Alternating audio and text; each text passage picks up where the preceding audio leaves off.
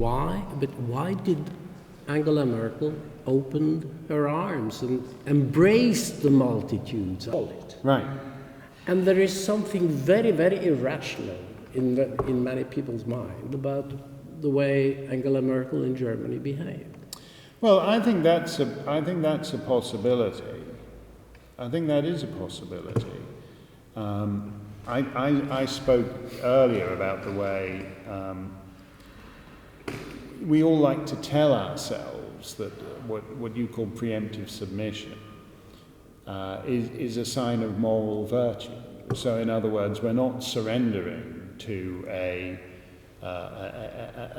invading army of fit, vigorous young men because we're compassionate and altruistic. We're taking in all these refugees. That this is a way. This is a way of dressing up our cowardice as a form of moral virtue, and it may well be that with Frau Merkel. But I think there's something else too, and I think that is the arrogance of the European political class. And I use that term because I don't really like the word European as anything other than a geographical adjective, because obviously there's huge differences between Scotsmen and Greeks or whatever.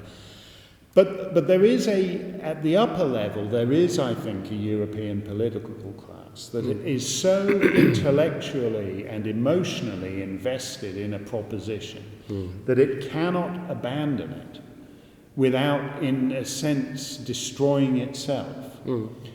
And along with that goes a kind of arrogance that Angela Merkel understands. She is a childless woman. When she defeated Gerhard Schroeder,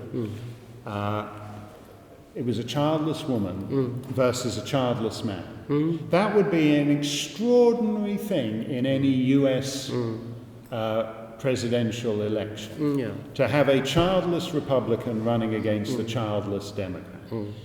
So in a sense, they symbolized Germany's demographic barrenness. And she has always understood this. What do you do about that?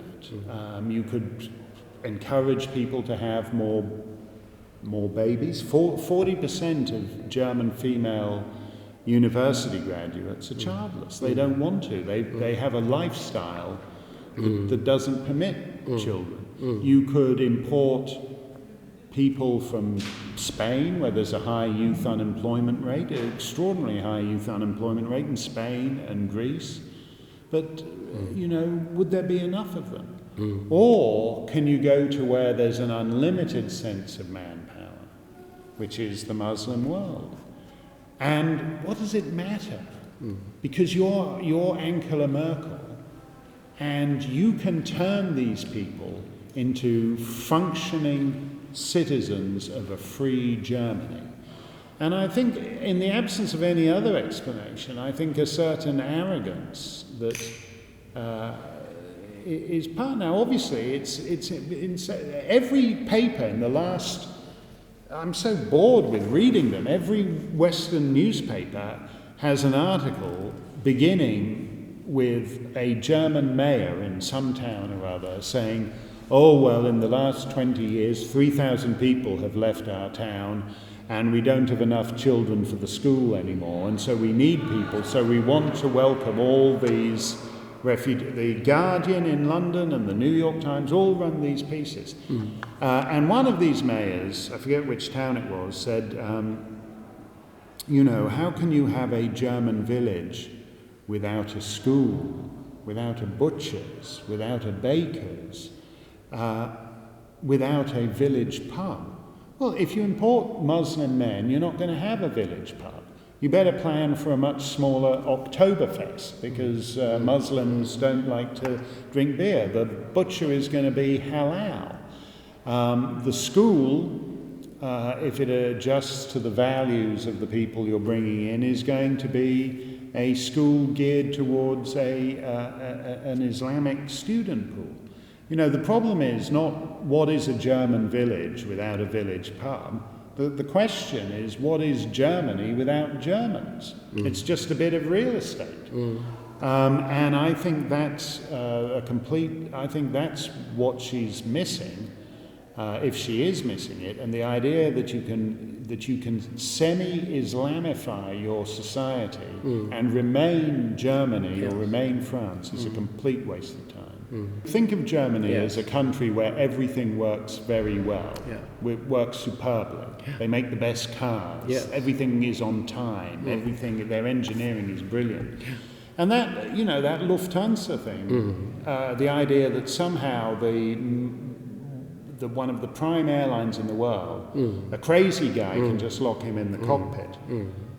Yeah, I don't want to see the symbolism in that, but you know, in some ways you can, as I understand it, Angela Merkel's coalition partners in Germany don't agree with her on what do you call the Christian Democrats don't agree with her on this thing.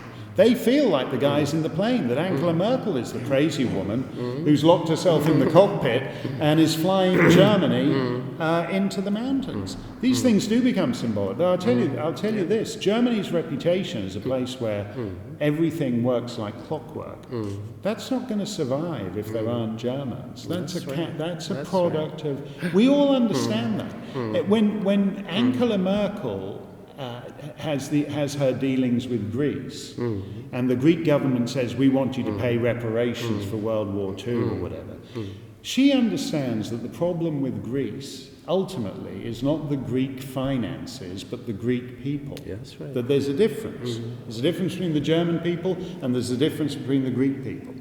And this idea that all human capital is the same, Angela Merkel can't even turn Greeks into Germans.